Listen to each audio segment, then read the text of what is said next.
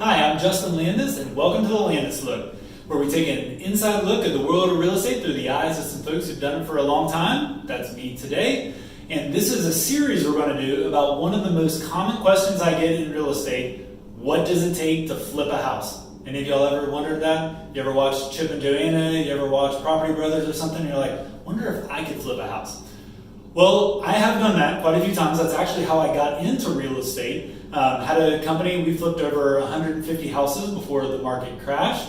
Those last ones did not go so well, FYI, and that's one of the big risks of flipping a house. So people ask me, hey, how does it go? It can be great. There's also risk involved, and it is not as easy as it looks online or on TV a lot of times.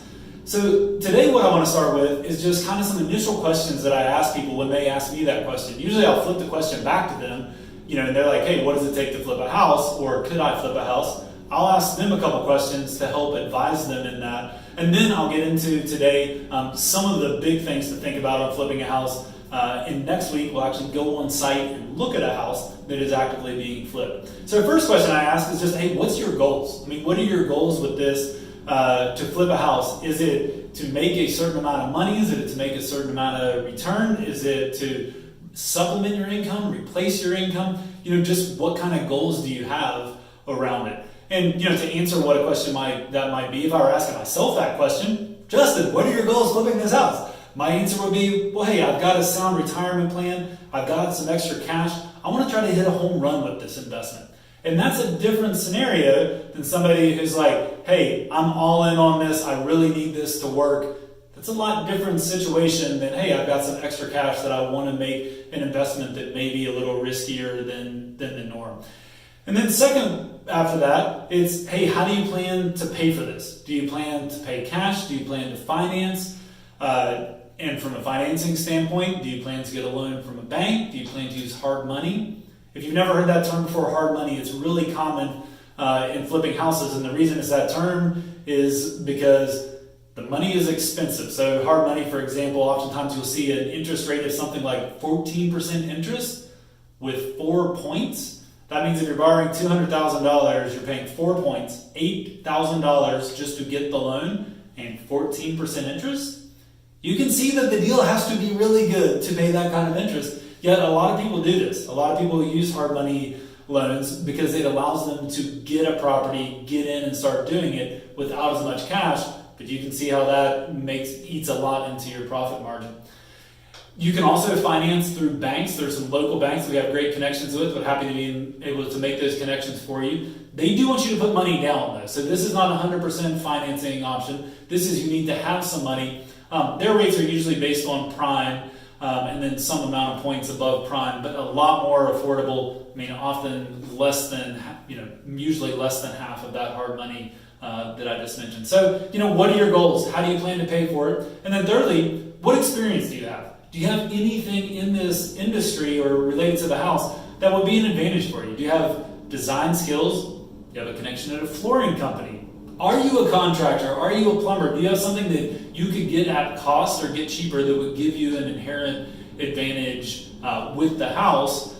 That can also be super helpful because you may be doing the work or getting the product and essentially paying yourself to do that, right? So if I flip a house and I sell it, I'm essentially paying myself to sell the house, which is great because hopefully I'm a good client to myself, and that's part of what goes into the process, regardless of whether I'm doing it or someone else is doing it.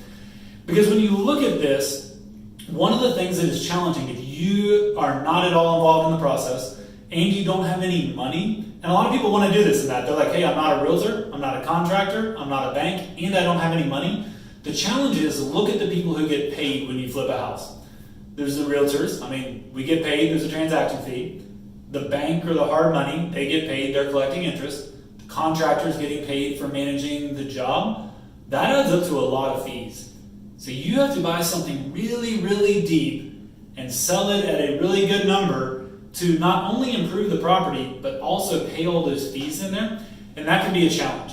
It can definitely be done. We've helped people many times over who are none of those things do really great on houses, but you have to be really selective. And it can take a while to find the right investment to make sure that we're buying it at a number that's that low. So that's some of the high level stuff to think about as you flip a house is, hey, what are my goals? How am I going to finance it? Is there something in the process that I can do myself? Best done, in conversation. There's lots of follow-up questions you could ask through that. And then as we start to go look at houses, which we'll do next week, the two biggest variables, and honestly, if you hit these things, you can do this successfully. What are we going to sell the house for when it's done? And what's it going to cost to fix it up? Right? I mean, if you know what you're going to buy it for, you know what it's going to cost to fix it up, and you know what it's going to sell for, those other fees that I mentioned, you can get those. And we can back in, hey, how much are you paying in interest? How much in property taxes? How much in insurance? How much in transaction fees? And see what that is. But those are the two big variables, and that's what makes people really great at this. They can hit the contractor numbers, and they can hit the sales price.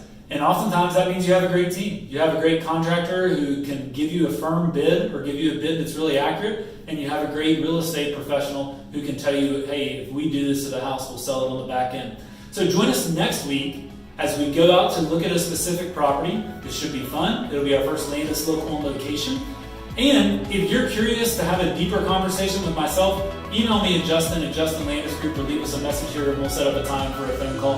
Like I said, I've done this a lot myself and done it a lot with others, and we'll be happy to help you navigate and explore this as well. Thanks guys, have a great week.